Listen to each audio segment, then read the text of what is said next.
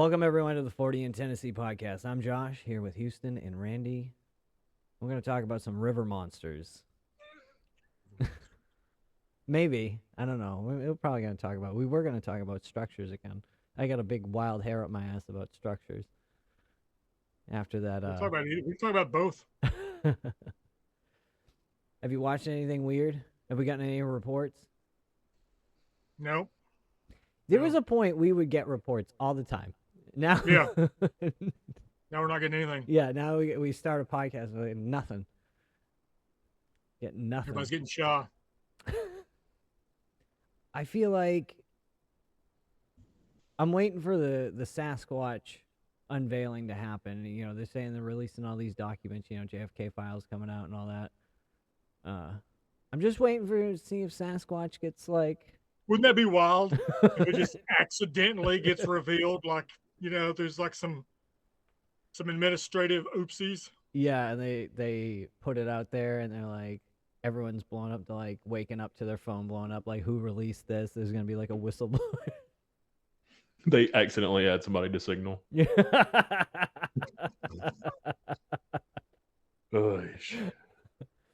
Wild times we live in, everyone. Wild times. Wild. Wild's the word for it. But we're going to talk about wild men and river monsters tonight. That's what we're here for. I was trying to find what Randy said that was like... So you talked about that you were going to do wood structures and stuff. Yeah. But then the April Fool's thing was going around where they found a great white in Gallatin. Oh, yeah, Gallatin Lake. And I was sitting at work. Let's talk about that. But then his words was, I've got a bit of research on the whole giant catfish mythology. What mythology? There's a lot. There's huge mythology going back to the 1800s and stuff. I just heard like the name, like it's a pantheon. Yeah. I had heard stories about fucking guys that would dive down like at a dam, and it was like in passing in a story. Some buddy of ours, when I was in the military, it was like, yeah, when he went to we had teams that were dive teams. One of the instructors used to do that. He said he saw a catfish the size of a fucking like VW bug. Yeah. And I was like, holy shit. I was like, can they get that big? That was the first time I ever even thought a fish, you know, in a river could get that big, or, you know, a catfish. I never thought a catfish could get big. Yeah. That is the story that is like around everywhere. Okay. You hear of it's literally the same story of like somebody was down diving under a dam doing, you know, dam repairs or whatever, and came across a catfish that was, you know, the size of a VW bug. That's almost verbatim. Yeah. I got told the right one. I was going to ask, did you hear that when you were around here, or is that somewhere up there that you heard that?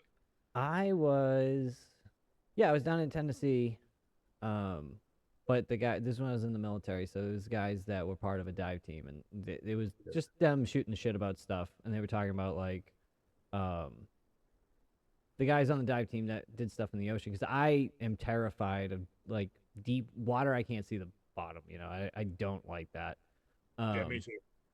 I'm the opposite. Like, me and Kayla was talking about this, where it's like, I don't care to go swimming in the ocean and everything, but I don't think I could get in like this just lake or river water. Like, that's just more creepy to me. There's something there. Yeah. Well, I'm the same way with that too. Like, I'm a little iffy with that, because I'm like, there's stuff down there.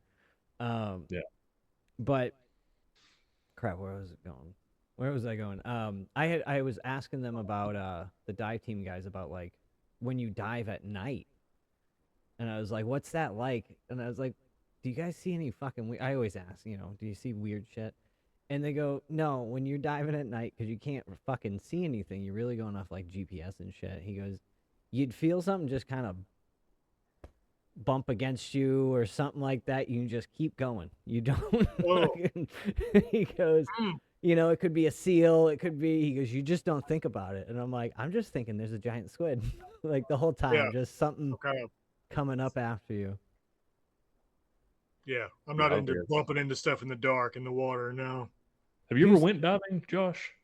No. I got you. I've done like snorkeling, and that's about it. Like, but I mean, I'm willing to like do it, but like, Like I there's a kind of place know down the there. assignment. I'm like, okay, I got equipment. I'm going down there. But like just being out in the open water type shit kind of freaks me out. Yeah, me and Kayla tried. Well, I went. Kayla ended up not going through with it, but down in Cancun, Oh, you nice. can go and like you take like a couple hour class, and then you go out there, and they have a bunch of like concrete structures that they sunk down there, but like they actually have a Volkswagen Beetle down there and a bunch of like statues, and they're trying to get you to go and like dive around it to keep you away from the reef because Yeah. everybody keeps going around the reef and damaging it. But yeah, we tried that one time, and I was all excited when you're down there, man. Like it's a claustrophobic feeling, and like You got all the pressure of the water on you and stuff. well, And there was that they couldn't get my weight right because there was something on there. oh Like yeah, I had a tank on big there. boy. Well, I mean, I had a tank that at first they was like letting water, I guess, in Oh or no. getting air in. So like they Yeah. was letting the air out, and like I would start to float up a little bit, and then they'd go back and adjust it, and then I'm like sitting there on the bottom of the floor or ocean floor, walking with my fins, just trying to like step. So it was just weird to like get in that in between. But about 30 minutes in, like towards the end, you start getting that like artificial taste in your mouth, where you're just breathing that air, and I was like, Mm. all right, I'm ready to get out of here. Like it was. It was I don't fun know though. that Well, how deep were you down there on the floor? I don't know. I could probably look that up to where we went. I can throw up where we went because I mean it was pretty down there. I gotta remember the name of it. Yeah, give them a call out.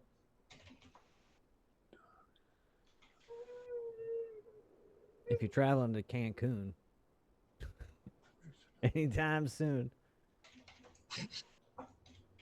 Randy, did you grow up with like stories of stuff in the rivers? Oh yeah, yeah. My grandfather told me a story, and like I believe him to this day. Told me that as a kid he watched someone, and this would have been before a local lake we have, what's called Center Hill Lake. Mm-hmm. Before that, the dams were put in place to create that lake. It was a river, and he grew up on that river. And he said that he watched one of the elder people in his family pull a catfish out of the river that was, and he said they held it by its head, its gills, over the shoulder, and said that it was about 2 feet of it was dragging behind this guy. And that guy was about 6 foot tall. So that would have been about a 7-8 foot long catfish, which isn't supposed to exist. But it makes me wonder if maybe back in the old days, maybe they did get bigger and we've just fished them out. But I mean, like, people are. I mean, there's documentation that these things get massive, right? Oh, they can get big, yeah. But like technically speaking, like channel catfish, which are like the largest freshwater catfish, get about 6.5 feet long at the largest, and about 150, 200 pounds at the largest. To get to the size that you always hear of, like, the VW bug size. Yeah. The only catfish that even approaches that size is called a Wells catfish, but those live in Europe. We don't have them here. And they don't get as big as technically as big as a Volkswagen bug either. What are they dumping in the water? Yeah, well, see, the mythology of like the dam with divers always seeing these things at the bottom of dams is that like you get this catfish that like it basically ponies up at the bottom of a dam and just sits there and filter feeds. Just sits there and opens its mouth and takes in whatever comes over that dam. Doesn't have to go anywhere to eat. It's just constantly being fed. Oh, and so engorged. Yeah, so you basically have this just gigantic, bloated Jabba the Hutt, catfish. But it's like I'm just imagining it like a fucking movie, with the diver going down in the muddy waters. It's just a big muddy shape. Doesn't really see what it is, and then the eye opens. Like this massive catfish in the mud. I've been eating all the minerals. Eyeball about the size of a hubcap. Yeah. They don't have teeth, but they could that mouth could just, if they got that big, they could just swallow you whole. They don't have teeth like you'd think, but they have like these little, it's like bristles inside the cusp of their mouth. Like and like when you get a hold of a big catfish, like it feels like really, really rough sandpaper has got hold of you when they bite you. Mm. Don't people like shove their hands down there to catch them? I've done that. You It's called have? grabbling. It's called grabbling. What Yep. the fuck? Yep. I had an uncle that one summer decided to teach me and his son at the same time how to grabble.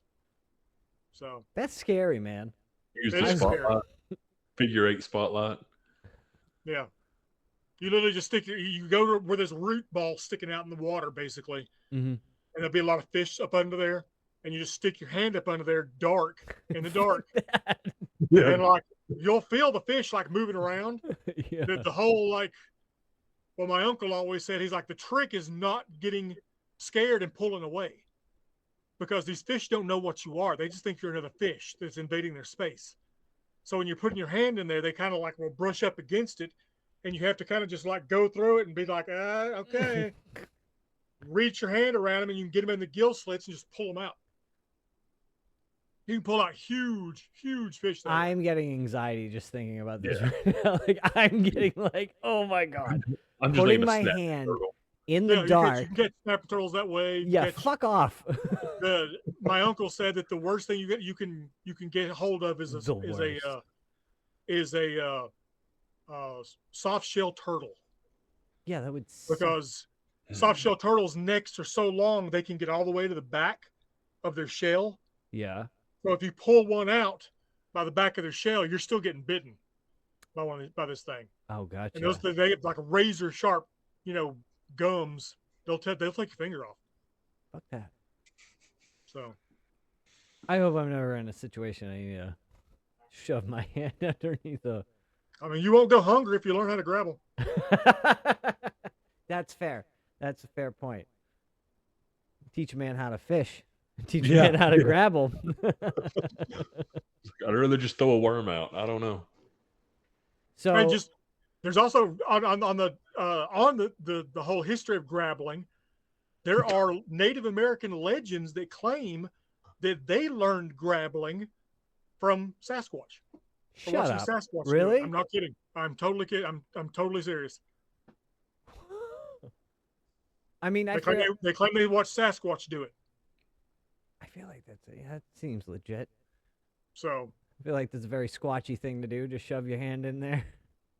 I mean, at that point, your fingers are so big, nothing's going to bite your finger off like us. Yeah. I didn't know where you was going with that. Like when you said like the history of that, I just pictured some rednecks or something. I didn't know there was a history of this grabbing fish. In 1653. They learned it from Sasquatch. That's wild. That's wild. It always goes back. Always goes back to the Squatch. So what else is there with the mythology then of these giant catfish? What? There's in Tennessee. There's specifically the mythology of what's called the Tennessee Terror. Now it's kind of convoluted over the years and turned into a giant catfish that they call Catzilla, Mm-hmm. right? Which again goes right by the whole ABCs of like the story you told earlier of like being seen near the dam down there on the Tennessee River. Okay. But it became convoluted into a giant catfish. Originally, the Tennessee Terror was supposedly a sea serpent sighting in the Tennessee River. And over the years, it turned into Catzilla, basically. And that kind of goes back into like what we were talking about earlier about that fake thing, the April Fool's thing about the great white shark in the lake. Is there are scary things in the Tennessee River. And like there's alligators in the Tennessee River people don't know about. There's bull sharks in the Tennessee River. Yeah. There's bull sharks in the Tennessee River that they never talk about. Yeah, I've heard that though. I've seen stuff about that. That's scary. Bull sharks are assholes. Bull sharks are terrifying. They're mean. And the Tennessee River, and this where we live, is connected to all of these backwater streams.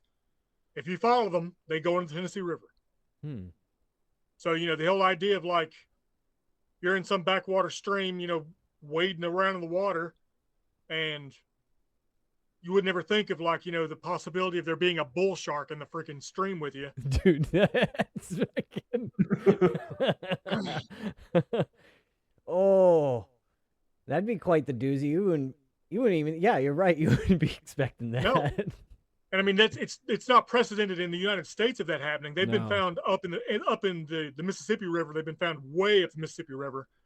They've been found in Tennessee River, but in Australia, they've actually had attacks, bull shark attacks in streams where people were waiting. That's crazy. And it's because they just went upstream and upstream, upstream, upstream, and just went to these little feeder streams, got stuck there, didn't have nowhere else to go. That's crazy. Oh. I didn't know alligators though.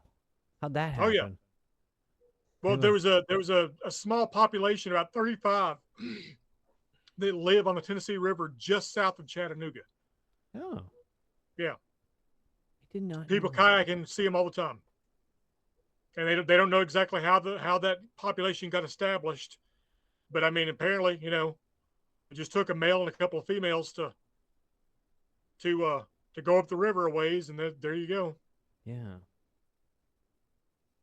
The only thing I don't get is like where we have dams that like how are they going up at that? Well, they couldn't that. If you're in a feeder stream that's got a dam connected to it, you don't have to worry about that. Right, and I understand that with like the alligator, but it's like again with some of the sharks and stuff like that. Like I don't get how they're getting. No, sharks wouldn't be able to get over the dam like that, but alligator could just walk over land. Right, if you're close enough. Yeah. Stop flushing goldfish down the toilets, people. That's how we get bull sharks in the. They evolve into bull sharks. So the Native Americans learned how to catfish from Sasquatch. That's okay. That's the claim. That's a cool one. yeah, I not heard of that. That's a new one. So, I didn't think we were going to get talking about grabbling this episode, I mean that's a pretty good connection. That like kind of ties in. So what's the mythology past that? Like, has there been sightings? Has there been more stuff? Like, I have heard of. I haven't personally talked to anyone that's had a sighting of a Bigfoot grabbling, but I have read of sightings online of people saying that they're watching them stick their hands up under the banks of creeks. I mean, a lot of videos I do see is on the edges of the river. Like, there's a lot of video, like when people like capture one of these things on camera, it's usually one trying to get out of the water and into the wood line, on the banks of the river, like a lot of that. So like, I've always wondered if like how they fish. They must be like bears almost in that sense too, like just grabbing.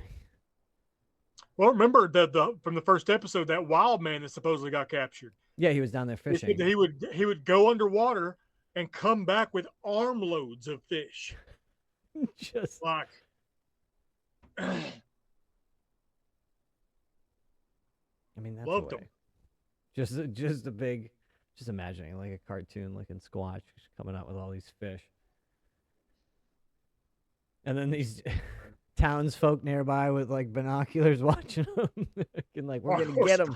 Yeah. On horseback with a periscope. He's having a good old day. Periscope. I'm in a telescope. He's in a submarine too, apparently. So has there been like any like with the Tennessee Terror, like is there like a more history to it, or has there there's been sightings supposedly of sea serpent kind of creatures in the Tennessee River right around down the bend of where Chattanooga is, like throughout the years? Over time, yeah. But the first one goes back to, I think, 1822 was when the Tennessee Terror, originated, somewhere around that time period. And what are people like this? I know they're saying it's serpent. Did anyone give it like a good description? Has it it looked like a giant serpent. I mean, I can see down in Tennessee some serpent getting real big. It's like the weather, it's warm, it's plenty of food. Like, I can see right in that bend. The Cherokee Nation, the Cherokee mythology has it that right there in the bend of I don't remember the name of the forest, above Chattanooga, but the huge state forest that's up there, um, the bend in the river there, Mm-hmm. the mythology has it that there was 2 thunderbirds that lived on that bend, and that there was a giant serpent that lived under the water there. And sometimes the giant serpent would create a whirlpool that you would see in the water, which probably is just their explanation for why there's a whirlpool in a certain part of the bend. But yeah, it's interesting that some of the mythology of that area. Has there ever been like a historical report of like, well, in that area over by us, like thunderbirds more? There been Yes. sightings? Yes, I've talked to 3 people that have had thunderbird sightings. Really? Yes, I think and you told me all about of them, one, actually. all of them were just. I mean, listen to the descriptions of them. They were just really, really freaking huge birds. Yeah. Like there was nothing like mystical about them or anything like that. They were just huge.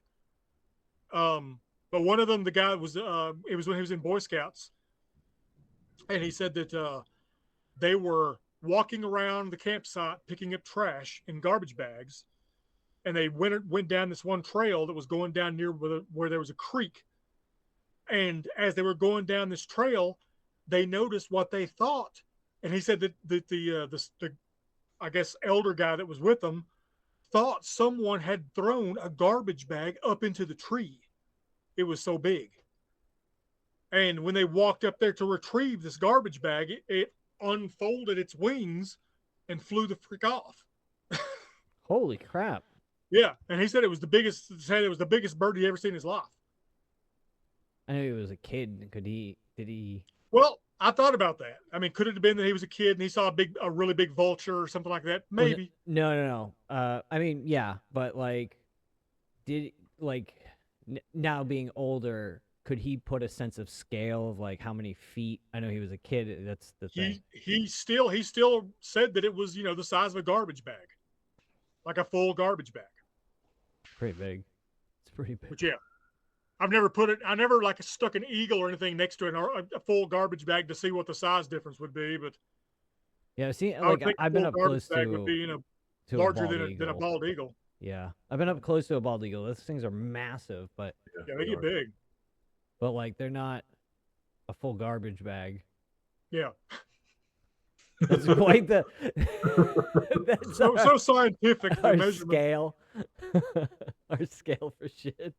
How many garbage bags is this fucking full cryptid? Garbage bags. Yeah, that's how we're measuring our full squatch garbage now. By these is about fucking 7 garbage bags. 7 garbage bags. Oh, how wide are their wingspans though when they spread out? Officially, most birds like around here are about 5.5 to 6 foot long. That's a really large bird. That's like a turkey vulture. Turkey vultures, if I'm not mistaken, are the largest bird we have in this area. Gotcha. Except for we have golden eagle in Rocky River Gulf for a few months out of the year. But there's like 3 sets of migratory golden eagles that come every year and nest. So are they bigger than bald eagles? Yes. Okay. Golden eagles are the largest raptor in North America. They're huge, but I've never seen one. I've never seen them at all. I just know that they've confirmed that there's like 3 nesting pairs. Yeah. Is there a bigger bird than that? I gotta ask. Bigger than that would be a condor. Oh, okay, yeah. Yeah. Which that's what that's what like for... when you hear people talk about thunderbird sightings, they often, it sounds like they're often describing them about condor size, or a little bit bigger than a condor.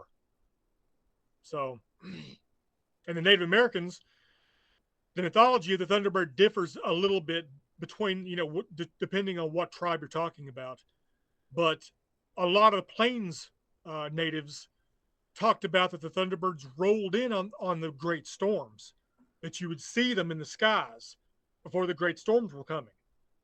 And there is a species of prehistoric bird called teratorns that they now know they were some of the largest birds that ever flew.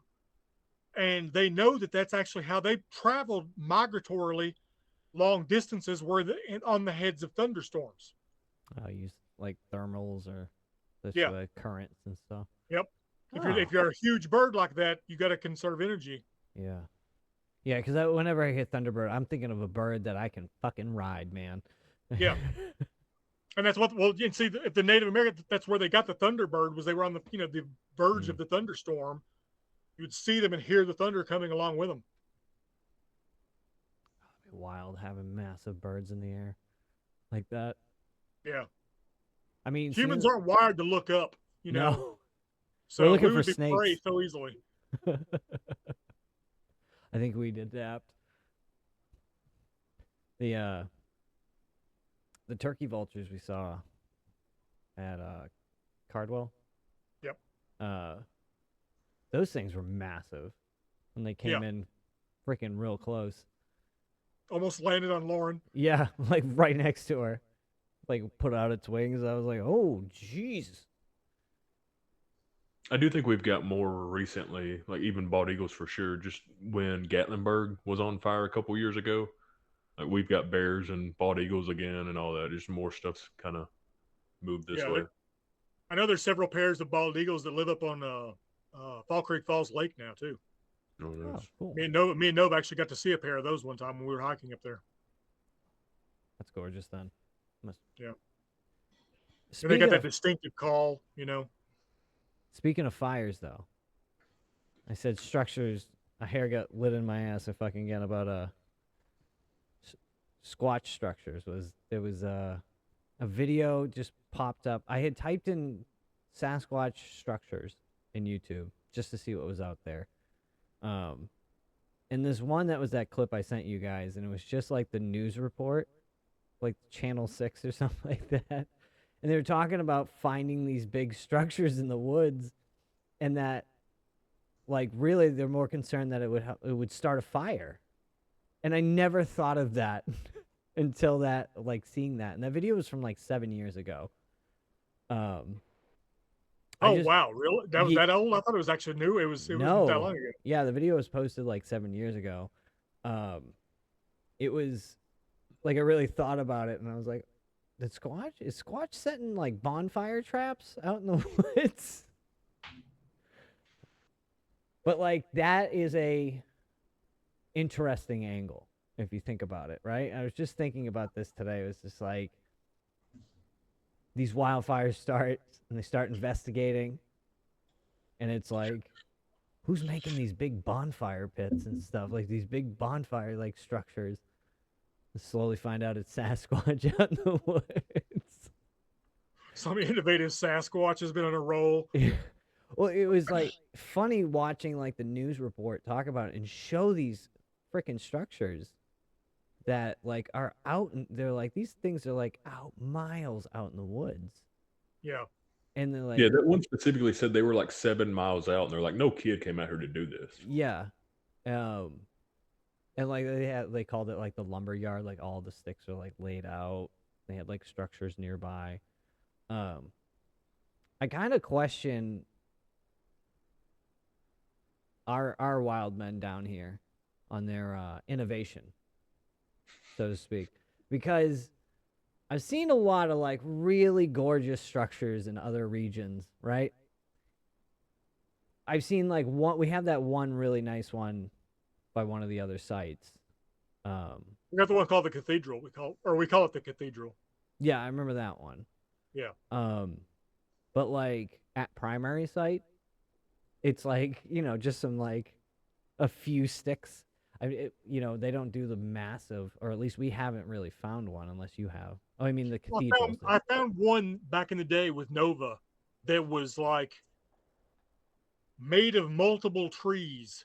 And I don't know, I don't know how those trees came to be together the way they were, because they weren't fucking uprooted. Excuse my language. They weren't uprooted. They weren't, they hadn't fallen over on top of each other. They had been moved, literally pulled out of the ground and moved over there. And that structure was huge. And it was so huge that Nova was like, there's no way anything made that. she was completely convinced that like it was so big that nothing could have made it. Yeah. But I mean, compared to like some of the structures that you see in some of these videos and stuff, it wasn't anywhere near some of the size of some of those things. Yeah, the main one they were showing that was like massive, like teepee. Yeah. The person at the base like looked this big, and it's wild that they think about it. It's like, yeah, we're 7 miles out in the woods. Like, who the fuck is coming out and doing this? Yeah. I mean, there were those people that were putting those staircases out in the woods. So I mean, there is that. That was like some weird art initiative. I would almost question if it's fake if I saw it too, like, pretty, though. Like, if it's, like, Yeah. all nice and put together, it's like, somebody's trying to pull a prank. Well, I mean, there was this stuff from Utah Sasquatch, Rio, from Oh man, yeah. the Monument Wallow video that he had pulled down. Now, if you like, it's a long video because he hikes up like miles up into this area. But my one of my favorite parts of that video is when he's coming up to that wallow area, is the fences that are like stacked sticks between a few trees to make like blinds and stuff, and they like go up and like staggered, up this hill. That was like when I saw those, I was like, what the hell is doing that? That was when I really was like, Sasquatch makes shit like this. Yeah. Yeah, that's what it almost looked like. It was like just blinds up the whole hill, so you could just go from one to the next to the next to the Yeah, next. you could like, it's basically getting up and running to cover, like like. Yeah. It like part of it looked like from a far view, almost like what you'd see as like a paintball field in that sense, having those type of like barriers. Yeah. All naturally like using the natural material around. And then at one of our sites, by Cumberland Caverns, just off the trail, is that really nice one that's up against the rock. I think I put that one on on my Instagram. Oh yeah, the one that was built up against the all the sticks that were up against it. Yeah. Yeah.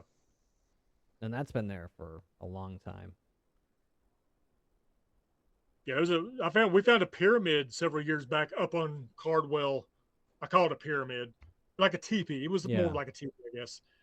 But it was made of trees that had been just pulled out of the ground, and we used it to knock on. And we got some responses a couple of times knocking on this thing. There was but like going back to these like big teepees, right? Going back to this when the fires is this why they go, like, they hear the stories, the government going out and having to kill the Sasquatch? Is it because like they're causing wildfires? It's like how they kind of handle the situation. It's like, oh damn it, they're making big ones again. We gotta go. Smokey's really not based on a bear. It's Smokey the Sasquatch. We should start that vote to change. Change.org. Smokey the Bear should become Smokey the Squatch. I mean, think about it, man. Like you're out there in the woods. They're constantly building new houses, new developments, and what used to be your home that you grew up in. And that there's going to be, you live in a fire prone area. What's a vengeful Sasquatch to do? I mean, make fair. a huge bonfire. Just get it ready. Are we? Yeah, they hate. You don't have to light it. Just wait till nature takes a toll. And I'm starting the theory that Squatch started the LA fires, the Palisade fires, out in LA there. No, but I never really, like, again, these structures have always like fascinated me, but I never thought about that implication of it. And I always just thought that, like, that really just kind of blew my mind about it.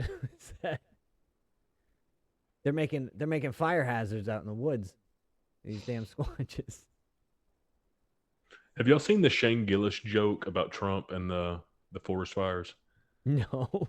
No. Do you know who I'm talking about with Shane Gillis? Yeah, I'll have to send it to you guys. But yeah, he's got this bit where he talks about, like, they're trying to really figure out how to stop all these forest fires out in California, and then Trump, and I'm not going to do his voice, but he's just like, it's just the leaves. You got to rake the leaves. And it's like I just picture him saying something about like stopping the Sasquatch. We just gotta get out there and take care of the Sasquatch. We gotta get rid of them. We gotta get them out of there.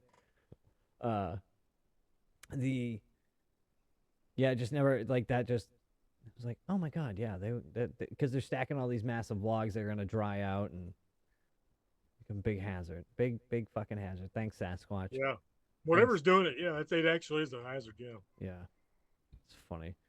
But I've been watching a lot of like small town monster stuff. Go ahead. I've wondered if it's just people doing bushcraft, right? There's been a big surge in that. Yeah, but you get the things that are like it's 7 miles out. Like, yeah, that's a little ridiculous. If you're doing bushcraft, you're going that far out. But anytime you have humans, you're gonna have trash too, and a lot of times you don't find trash in these areas. Yeah, you know, it's true.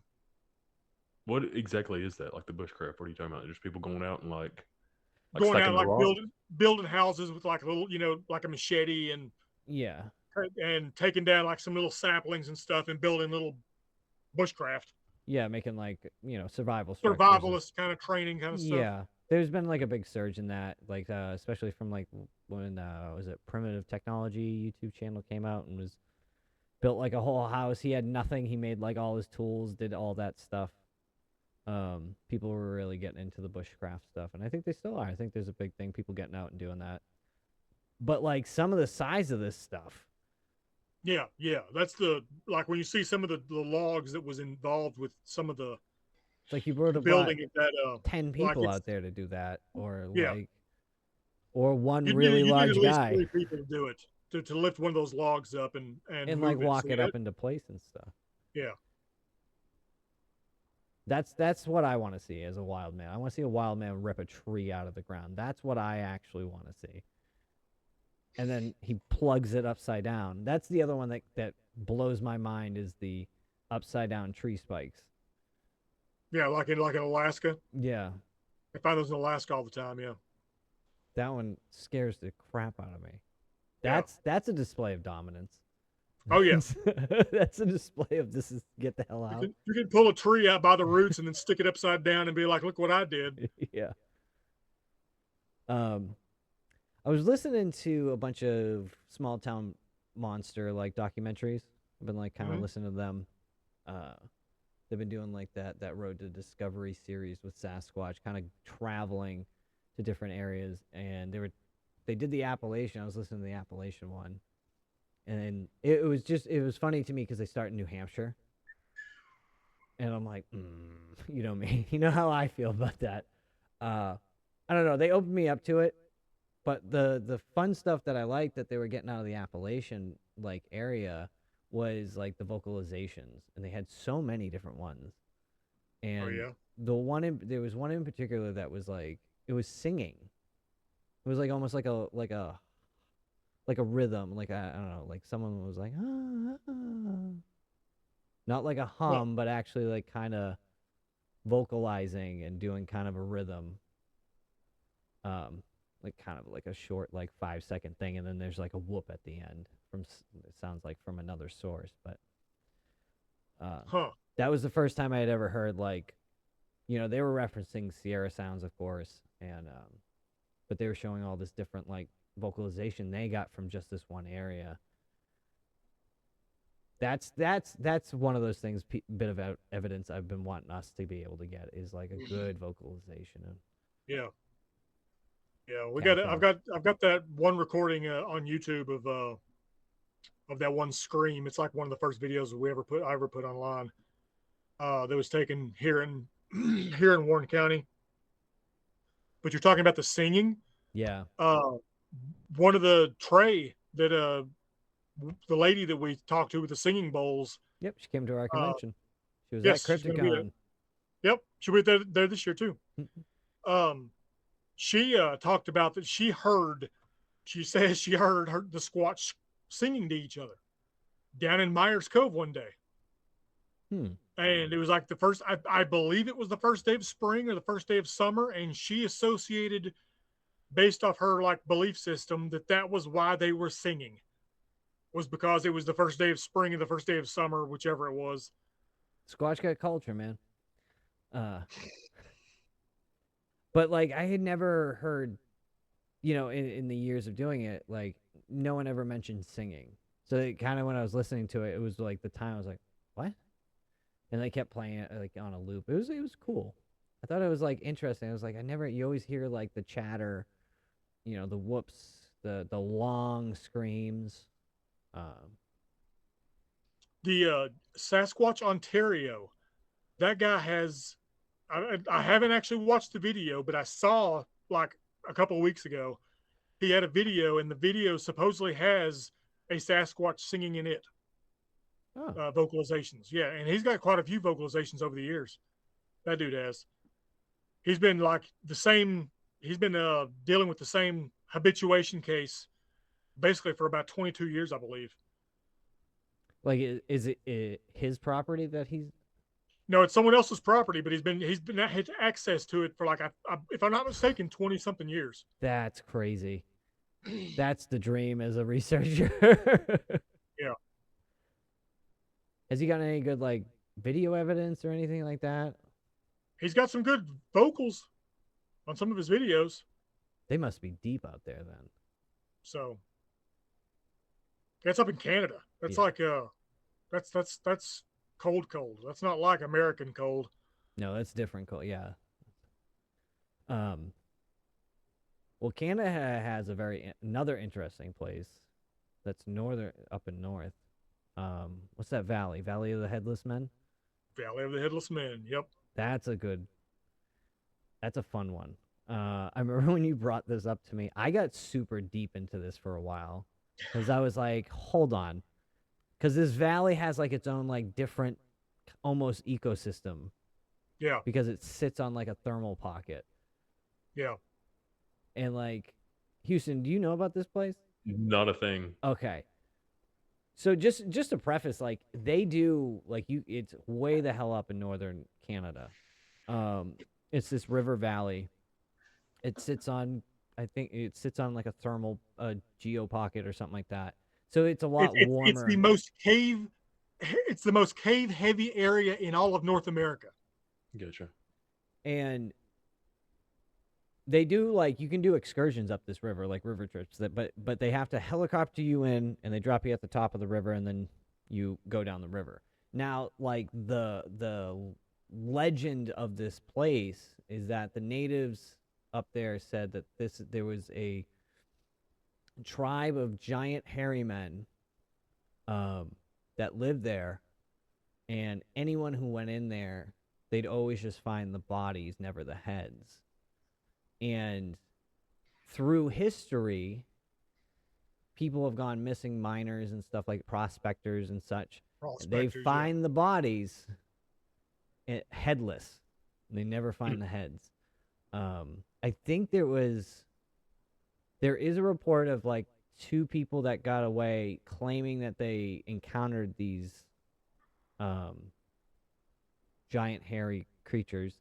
But he described them that they descended down and had like, I think he said they had like futuristic like weapons or something like that. I forget. There was something weird about the description of like the weapons they had or something, which kind of threw me for the whole story. But like, there is a lot of people that have gone missing up there. Now it is a very far away place and a very probably dangerous place. But there have been reports of dog bears, which were like an extinct species. I forget what period they were around, but there's been reports, that they were seen in that. And it kind of intrigued me that there was this like cool valley up in the cold north, but had kind of a warmer temperature because of like just happenstance that it's where it is, But there's like tons. I want to say it's called the Nanalana. Yeah, it starts with an N. I know I keep calling Valley Headless Men. It has a really actual gorgeous name. Yeah, Canada has some weird, just whatever you would call it, like an ecosystem. Yeah, like geography. Yeah, I mean, they have a desert up there and everything, so. But I remember Randy messaging. He's like, "Would you go on one of these excursions?" And then I was like, "Well, what's the history?" And he sent me this. I was like, "But we could die." Yeah. The Nahani. Nahani River Valley. Yeah, the Nahani National Park. Yep. Yeah. You can do it, but you're like, they drop you and it's like a week. You're on a boat and like, by they drop you off. It's not like you go and you'd have to hire another guide and stuff, or you go do it yourself. But you go out there and they drop you by helicopter, I believe, and then you make your way down the river, camping on the banks of the river all the way down. And then they scoop you back up at the end. Do you used to have that up? I think it's how do you spell that? I got it. Oh, you got it.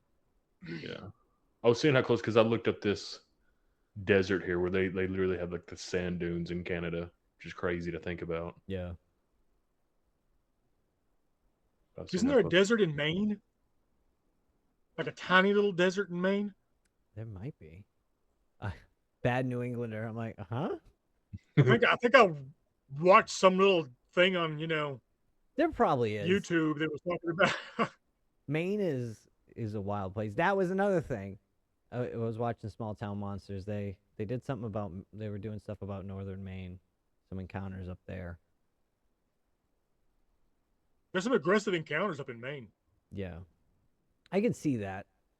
There's a lot of open space up there. It's not heavily populated, so I mean, it's mostly like a lot of people go out hunting up there. I grew up, my uncle's always going up to Maine to hunt and stuff. So, which I always ask him, I was like, "You never seen anything? Nah, I've never seen anything strange out there, kid.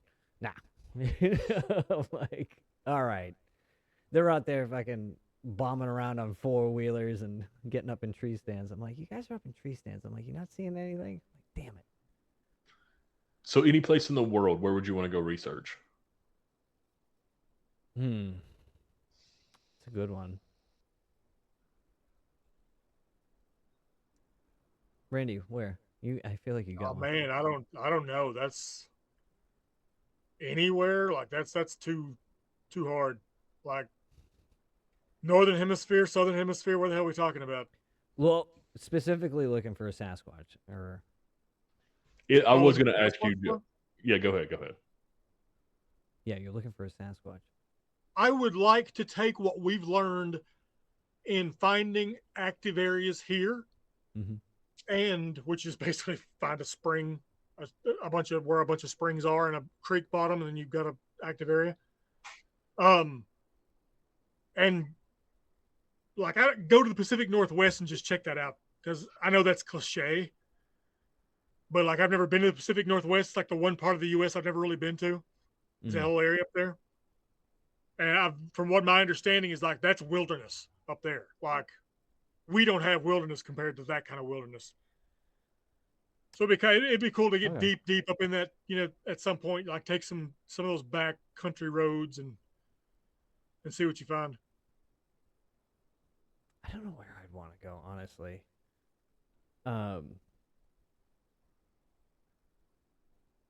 I'd actually like to go out to Colorado just because all the stuff I see from Colorado Bigfoot's like YouTube page, or even Utah, where Rio did his stuff. So I want to find the wild man.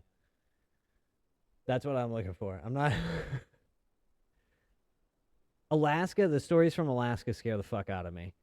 Yeah, they're scary. They don't seem like they screw around up there. That was at the first convention. Martin Groves and Daryl and them were trying to convince me to be like the camera guy to go with them to what's the name of the island? Is it Portluck?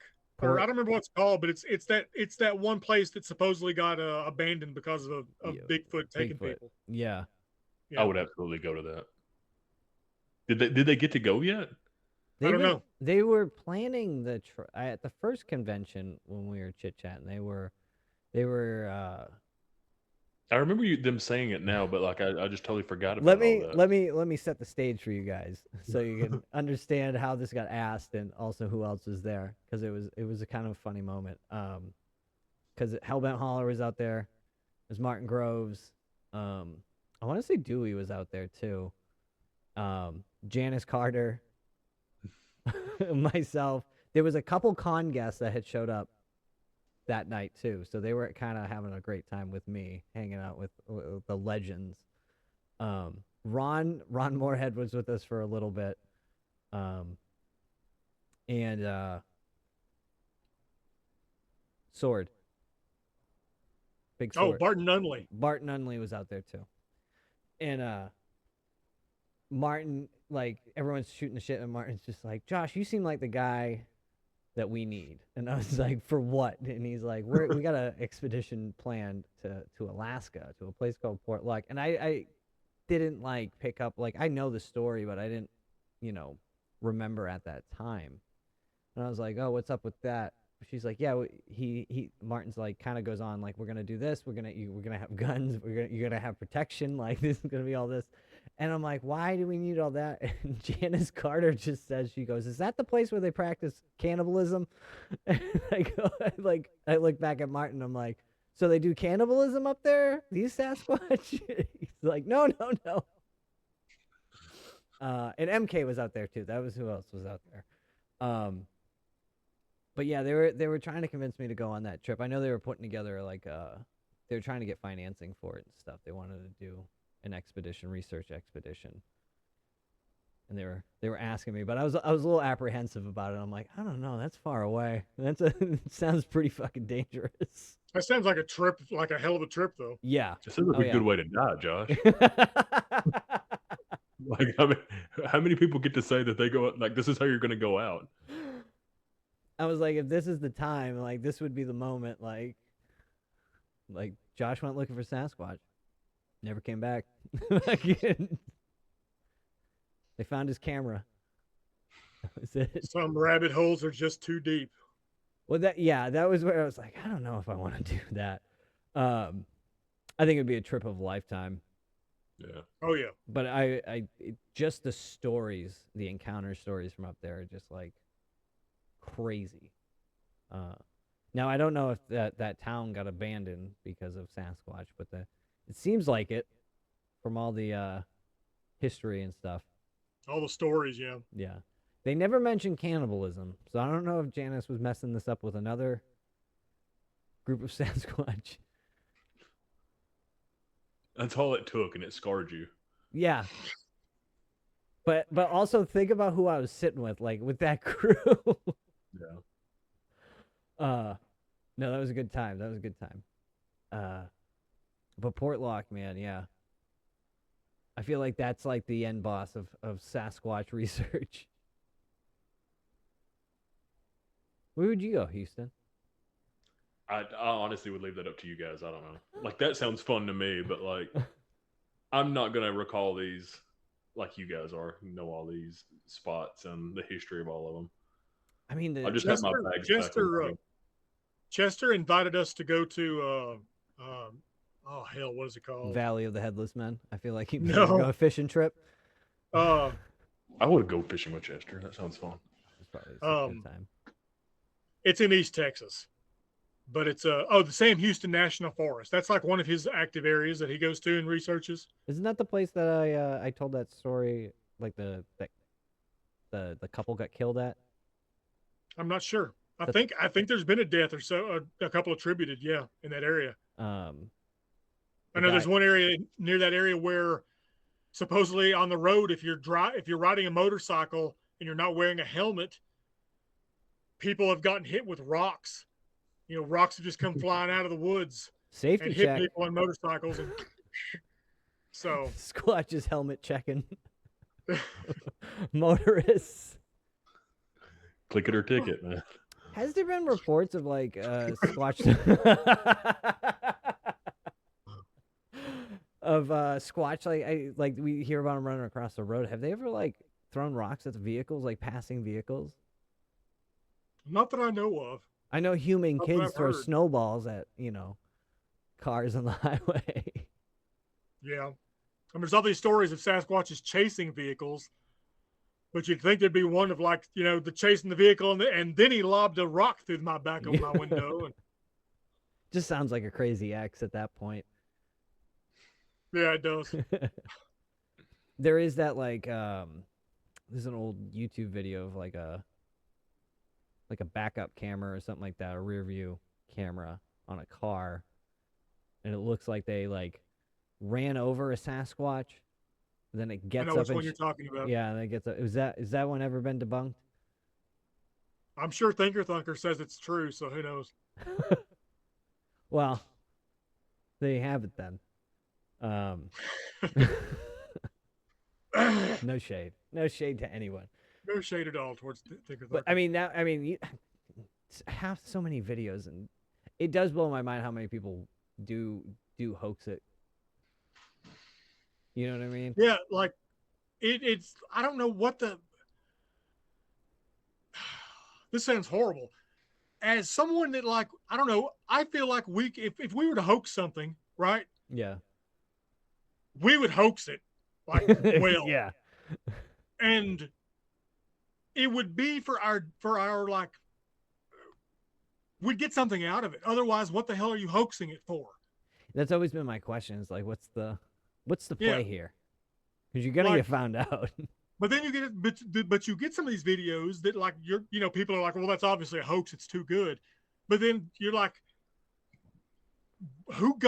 nobody got paid for that. Yeah. Nobody's making money off that. Like, why hoax something like that? Yeah, like the news. I wonder if back in the day it was more like the news would pay for the fucking rights.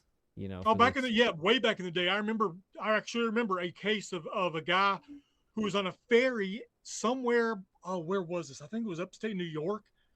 But he was on a ferry and he said that he took video of a Bigfoot on the shore, right? And he sold the footage for like $10,000 to this one news agency, and I can't remember which one it was, but it was like this, kind of a New York Channel 7 or something, It was like it was something like it was all inflammatory. Yeah. Like all risky kind of shit. But like so like back in the day, people could make money off this hoaxing shit. But like in the day of the internet, like when like you put something on YouTube, I guess you could just be like prideful and be like, "Yay, my hoax is going over well." Yeah, people are discussing it. See, I 100% get that though, because like I don't know if it's just my difference in personality. I would be fine doing that and no one ever knowing that I was the one that did that. Like you just want to see the world burn. You just want to watch the chaos. It's like, I was trying not to laugh because me and Randy was trying to convince our friend Jacob that his house was haunted one time. And I would have been totally fine if he never found out that was us and just let that go for 30 How'd you years. guys? Okay, hold on. You can't just drop that bomb and not explain it a little bit more. What all did why we do? were you? Why were you doing it? Just because, right? Oh, you hadn't met Roper yet, but no. Like 100%. Like, what'd you say? I said he will. Yeah, amazing guy. He is the most gullible person you can meet, and like he takes it well. But like that's almost our entire friendship is just like us fucking with him, me picking on him, like and playing pranks on him. How'd you guys? How? What were you guys doing to try to convince him the house was haunted? I know I don't remember off the top of my head. I remember Randy had experience by that point, right? You had the haunted apartment you lived in for so long. This is true, yeah. There was a story, and I would have to go back and remember. Like, I know we was at his house one night. This was like when we were like early 20s. It was storming outside, and it kind of made like condensation on the front screen door, or not screen door, but like glass door. Yeah. And I do not know still what this was, but they looked like there was two little kid handprints on the front door. And nobody had kids at that age, like we still don't know where that came from. And so Jacob, of course, we just egged it on that his house was haunted. Ghost. And I thought that one of the things we thought about doing, I don't know that we did, but like we got some baby shoes that and I thought like we tried to put like prints walking up his wall or something, but I don't remember how we done that. No, I kind of remember that. We talked about it. Up his wall. But yeah, I know that I went to Goodwill and got some like little baby shoes, and we left them at his house. But that's the kind of stuff that I'm thinking about, like just to be able to do that and nobody know that I'm behind it. Like I would love to, just do like a haunted house and nobody know that, like I had anything to do with that. Just that put that out there. I like that idea. That'd be fun. You're just adding to the mythology, I guess. Yeah. Yeah, I mean, I could see that, but just I don't know. If I'm gonna spend my time Hoaxing. doing a hoax that I feel like is going to be worthy of It needs to be a long play. my It needs time, to be a real long play. Yeah, there needs to be some fucking. I need to get something out of it. What do we, so to wrap I it up? guarantee you will not see other Sasquatch researchers talking about hoaxing Yeah. openly like that. We're gonna say we're hoaxing anyways. It doesn't matter. Yeah, exactly. So everyone will be divided. Now, me and Randy had this discussion. I need him to do the impression to sign us off. But a while ago, we had talked about who would we love to see do an actual Bigfoot documentary, and who would voice it, and who's the documentary filmmaker you wanted? What's his name? He did the one on Werner Herzog. Yeah, Werner Herzog needs to do Yep. the Sasquatch documentary. Yep. And you did this, and you're like, this is a Sasquatch walks through the woods. I have a horrible impression of him. His life is pain. His life. He throws the rock to distract the humans. He hates them. Yeah. Well, I bring that up because I don't know if you ever saw his mockumentary he made of him looking for the Loch Ness Monster. Yes, It I is did. so fucking funny. It's so well done and so funny. Yeah. Oh, It's called Incident at Loch Ness, right? yeah. Yeah. It's so good. It's so fucking funny. I love Werner Herzog. I will watch anything that man has made. I thought he died, but he didn't. Nope, thank God. I thought it was, but I thought he died. Yeah, he was in the first season of Mandalorian. Yeah. He played the Imperial guy. Yeah, like I knew who he was. I just for some reason thought he died. I don't know. Have you seen Grizzly Man, Houston? Mm-mm. You need to watch that documentary. If you watch any of his documentaries, watch Grizzly Man. Yeah. He has the documentary where they like get the boat over the. Is it the? That's not a documentary. That's a movie. Yeah. Okay. There's a So, yeah, documentary based on it because it was so damn crazy, Right. the filming of it, that they made a documentary of it. But Yeah. yeah, There used to be a YouTube video or channel that I watched, like stories of old. Man, that was a good. Josh, you would really like that. I'm going Stories to of send you that Old. link. Yeah. It's just a guy like he goes into just the psychology, like just of all the movies and stuff, different, just really depth. It's good. We stories. watched a lot of Werner Herzog in film school. It was a lot of Werner Herzog for documentary class, so it was entertaining. But yeah, he was one of my favorites. Always has been. I mean, I'd love to have a David Attenborough Sasquatch documentary. Like they're like, all right, we're gonna reveal it, but we're gonna do it as a documentary. All the major streaming services, Netflix putting out a documentary. There was a point. realistically, like if they did a documentary on it, like I don't know, I'm not sure how that would go over if you did a genuine documentary on this stuff. Yeah. I don't know. People would. I don't know. If I think we're going to have to do like they're doing with the UAP and just ease people into it, which is what I think. What I think the push for all of the like real or the reality TV Sasquatch stuff, I think that's what that is. Is part of that is easing people into the idea. Like there's big creatures out in the woods, guys. What's that world look like where everyone knows Bigfoot exists? Everyone is like, yep, there's aliens. What's that world? I mean, nowadays, man, It's at kind least of in already our- there. most people that I know do believe that they exist. Like most people that I know don't, not the ones that I've taken out and heard stuff, but like people that have never been out with me kind of were like, well, yeah, it sounds like, I mean, people are seeing something. Yeah. I think people are okay with like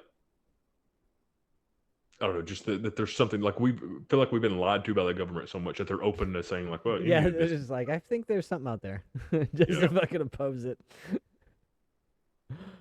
No, I'm hoping at some point because like there's some really good quality footage, that's out there of it, and it's like not all this can be hoaxed, but like way too many hoaxers that should be working in Hollywood. I'm just saying that.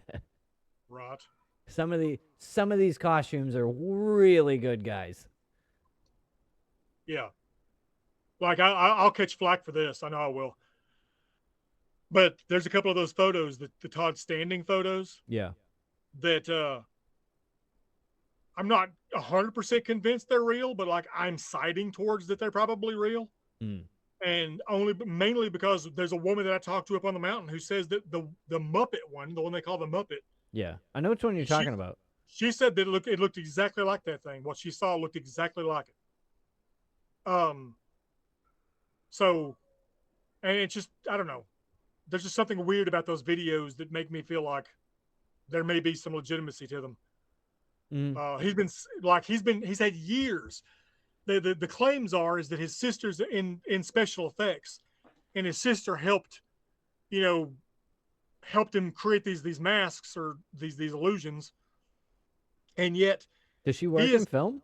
Does she work in like special I have effects? no idea if she did or not, but that's the claim. But if it is, I feel like that's easy to find out. the man has You know what had I mean? over a decade now to come up with the next. Oh my God! Look at the new one that I've got, and he's Yeah. not. Well, He's- yeah. he's- He hasn't done another documentary since this. Was it Discovering? I just watched it the other day, Discovering Bigfoot, because I really like it. I like that documentary. I think it was well put together. I think the footage he put in there was great. For a minute when I saw that stuff at first, I was kind of skeptical until I saw like the actual video, and I could watch, like, you could see it blink, and the amount of times I sat there and like slowed it down and paused it and was like looking for like latex lines. You know what I mean? yeah, right. And it's clear video. It's very good video. I mean, like he Yeah. did it in HD, and some of it is like from an artistic standpoint, right? With some of the Sasquatch that are in the video, like if you are making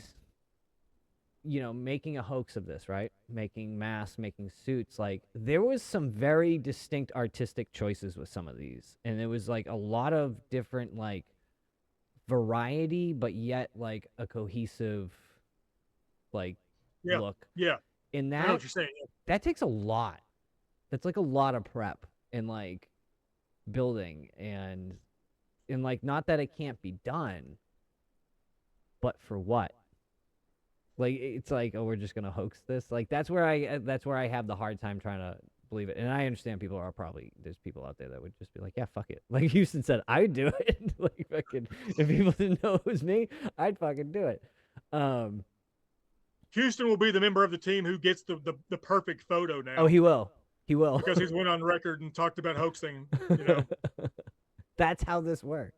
I'm not saying I would hoax. I just understand why you would do it and stay hidden. Yeah. Yeah, yeah. But like for Todd Standing, I mean, like he did the documentary, and that was when, I don't know how long Todd's been, like, kind of Forever, dude. Oh, has he? Okay. He has been part of Bigfooting since I remember him back in like 2001, 2002, when he first started posting, and he talked about he was in the Sylvanic area. Yeah, that's his main area. He Yeah. calls it. The Sylvanic Project is like his operation out there, and he's got like gorgeous land he's got out there, man. Yeah. Gorgeous freaking land. He's in some rough area of the Rocky Mountains. Yeah. I mean, Well, I mean, some of the videos, man, like there's one he gets like knocked out. Like in the Discovering Bigfoot documentary, there's a point he has hiked up deep into his area, and at night he gets to a point, and you can see the shadow of the thing, which is pretty cool. The camera's back, but he has like a red flare, and he's yelling at him. And yes, I know what you're talking about. and then yeah. one throws like a log at him from behind and like knocks him over, and the camera's just like, Yeah. and he's like knocked out for like 30 minutes. And they play like the audio when he's knocked out, and you can hear stuff walking around, and like he's got some great vocalization, and then of course his video and the photos of some of this stuff. I want to see just those videos, is what I want to see. You know, I just want to see just the whole like just watch, you know, whole observation. I mean, they show a lot in the documentary, but you know me, I would love just to sit with that video, the whole entirety of it, and watch it. Because, you know, a lot of them are moving around and stuff and kind of peeking back. And that was what was eerie. It was like they were definitely looking back at him. Yeah. And that's kind of what creeped me out. And, you know, I feel like a lot of, it seems like in a lot of the Sasquatch stuff with researchers, it's the earlier years that they're doing this, that they get all the activity. And then things dry up. Yeah.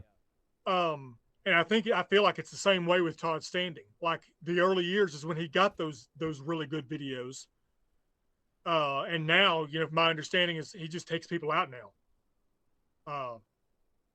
You know, to go have their own experiences and stuff. I mean, I mean, if he's using those techniques and stuff that he shows in the documentary, I mean, like, I don't see why he's not giving people, you know, I can take you up there and show it to you, you know, which is cool. It's cool, but where are the people coming forward and being like, I went out with Todd Standing and oh my God, this happened. Is he signing NDAs? Make him sign NDAs, but like, I don't know. doubt it. I highly doubt it.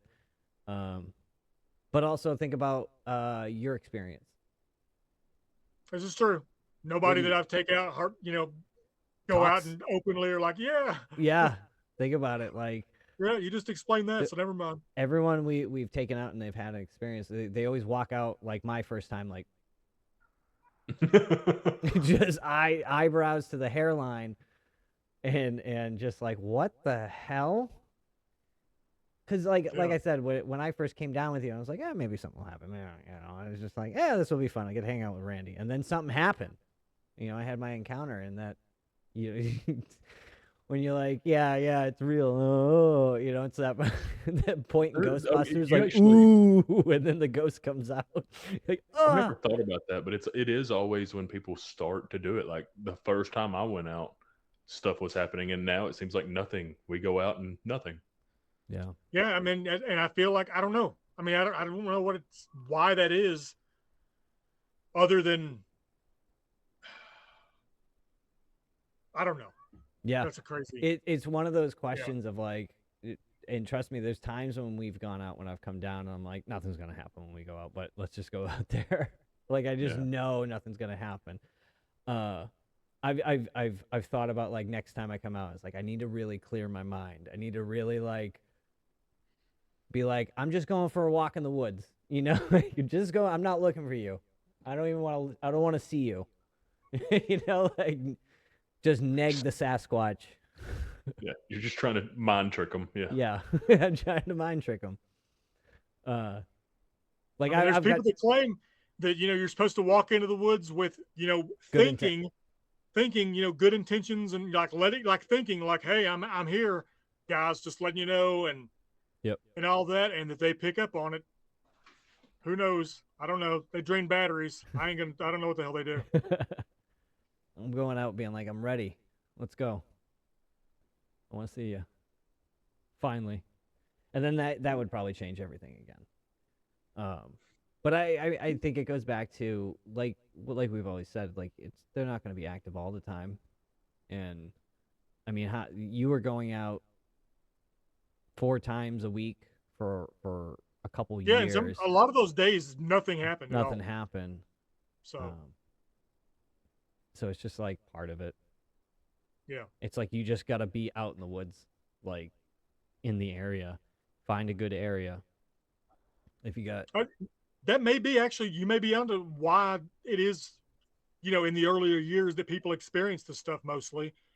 It's because it's new and they're out in the woods more. Mm-hmm. And they're excited and they're out there. That makes a lot of sense, actually. Yeah, and then like as it goes on, and stuff doesn't happen. Life goes on, and you can't get there as much. So when you do go out there, nothing happens. It's like, Yeah. No, you're right. There's no because I'm nowhere near keeping out in the woods like I was. Yeah. So crazy. All right, guys. I think that's it for tonight. Thank you all for listening. And make sure if you have any questions for us or encounter stories you'd like us to read, you can email us and contact us through there, or even leave a comment and like. And maybe have suggestions of what you want us to talk about next. Discuss next, really. Randy's cat is suggesting the Tennessee Cougars. Tennessee cheetah. Tennessee cheetah. Oh, yeah, that's actually a cryptid. That's a cryptid. The Tennessee cheetah.